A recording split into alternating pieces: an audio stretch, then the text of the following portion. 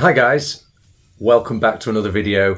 In this video, I'm going to address 5 mistakes I've made whilst I've been woodworking, which has been about a year and a half now. Now, I've done a video in the past about 10 things I've learned, and I did say in that video that I wouldn't go back and change them because you learn from your mistakes. These are mistakes I've not learned from. They are mistakes I made and they have given me a headache ever since I made them.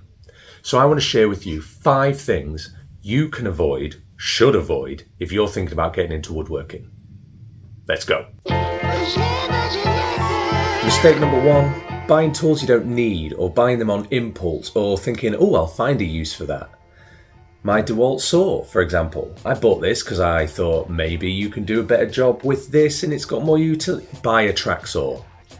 Things like this that pop up on Amazon or Facebook, they are cheap, they are useless, they are rubbish, and that's sat on the shelf and never been used. I bought this little mouse sander because I thought maybe that would be good for getting in the crack. Just use sandpaper.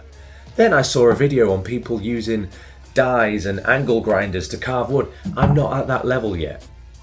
All in all, these mistakes, and this isn't even all of my tools I've wasted money on, these mistakes add up to hundreds of pounds that I could have used to buy a better table saw. Just plan out, think about it. Am I going to use these tools often enough to justify the price tag?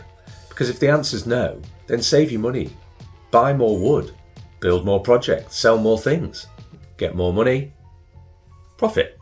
Number 2 is a mistake I made very early on, and sometimes mistakes can become habits. The mistake was not tidying down after my project. Early doors, I didn't have much equipment in the garage, so it didn't really matter if I didn't tidy down, I had loads of room. Now, it makes a huge difference because all of this workspace is just gone. And to start my next project, I need to clear it. And then that harms your creativity. If you've got to spend an hour clearing up before you get to start a project, by the time you start, you're miserable. So don't fall into the pitfall that I did when I first started out. Get into good habits early, tidy down, have a home for things. Just be diligent with it. It was actually a mistake I made very early on. Should have perhaps been mistake number 1. I didn't even think about the layout of the garage or the workshop. Shelving like this was already here, I've rebuilt it to be sturdier, but I have got to factor in this isn't my workshop, it is a garage, and I've got to store house things, so the wife says. So that's not a mistake. I don't think my French cleat wall's a mistake either. I really like the position of it. It's behind my workbench. It's a nice backdrop for filming as well as being incredibly useful and having everything to hand within a metre of my workbench. So what am I talking about mistakes with layout? When we moved into this house, one of the biggest selling points was the garage, the double garage. It's every man's best dream. But this workbench was already here. It's sturdy, but it's not very well built. It's not a woodworking workbench. I think he tinkered with cars. Now, I've let this workbench dictate everything else about the garage. It's in a poor position. Behind here is actually a toilet. Toilet's not even plumbed. Don't use it.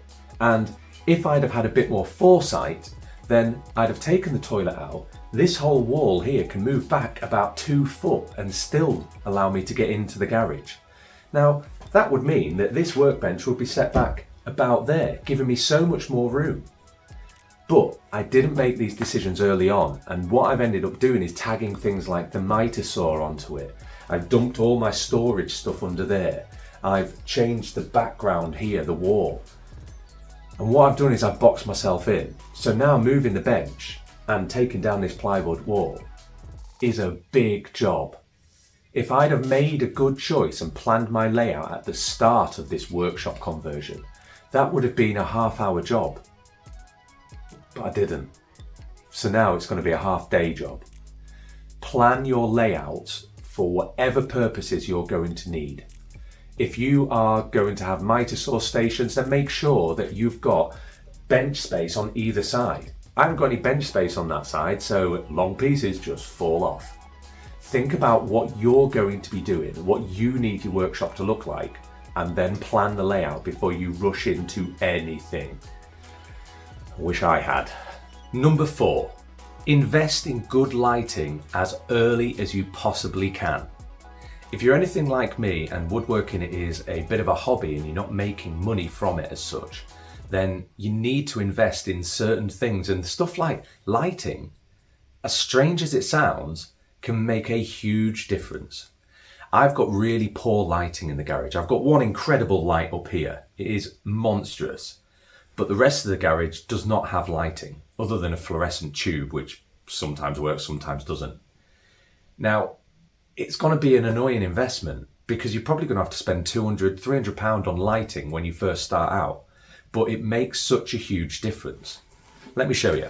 So here, all I've got is a piece of wood and a chisel. I should be able to use my chisel, except when you do anything finer, you hunch over your project. Now, because I've only got one light source directly above my head, all I can see is the outline of my bald dome. Now, the way to get around this is just to have more lights. Never have the light directly over your workspace, have it offset slightly, but have multiple lights. Then the light can get around your body, can get around your bald dome, and then you can actually see what you're doing. It's an annoying investment, but I promise you, I regret not making it, and you should make it. My final point is less of a mistake, but more of a pitfall, a pit that I fell down early on. When I first started woodworking, my intention was always to make some money from selling the projects I was doing. As I was learning, I developed skills and fund the hobby a bit more. And I started out by making some gin racks. I saw some on Etsy and saw they were selling for 50 quid, and I started making them. They cost me 8 quid to make, sold them for 35. It was all going great. They were a good seller. Then I made a ton, like hundreds of these end grain coasters, some of which I haven't even finished or sanded yet. And I sold quite a few of these as well. I also kept some in my own home, and I dropped one and then kicked it while it was dropping, and it snapped in half. And I started to panic about, oh, what if I've sold these projects and they break or they start splitting? People are going to be really angry. And it put me off selling things, even though I'd never had anybody moan, no complaints, nobody asking for refunds or anything like that. And I just got in my head, what if my skills are not good enough yet to start selling things? And that's a really, really bad thing to let creep into your mind. Because in reality, I was selling packs of these coasters. 4 coasters with a little stand in them for 10 quid. People aren't expecting a product like that to last a lifetime. And if things happen, accidents drop, people aren't going to moan. They're not going to complain. And it's something I need to get out of. But I want you guys to remember that if you are starting out, if you're selling 4 coasters for 80 quid, then they better be good and they better last a lifetime. But price your work accordingly, and people set their expectations from that. And if you do get complaints, well, give them their money back. Just need to convince myself of this now. So there you go, 5 mistakes I've made. Now, the reason I'm sharing my mistakes is not because I'm ashamed of them as such, but if you're getting into woodworking, then there may be 5 things that you can avoid. Things that I didn't think of when I first started out was the layout. I never factored in the tools I would buy or was planning to buy. Never thought about the lighting, which is still an issue for me. So if you can avoid any of these mistakes just by watching this video, then I wish you the best of luck. If you'd like to take some time to subscribe, comment, leave a like, it's all appreciated. Love you to death.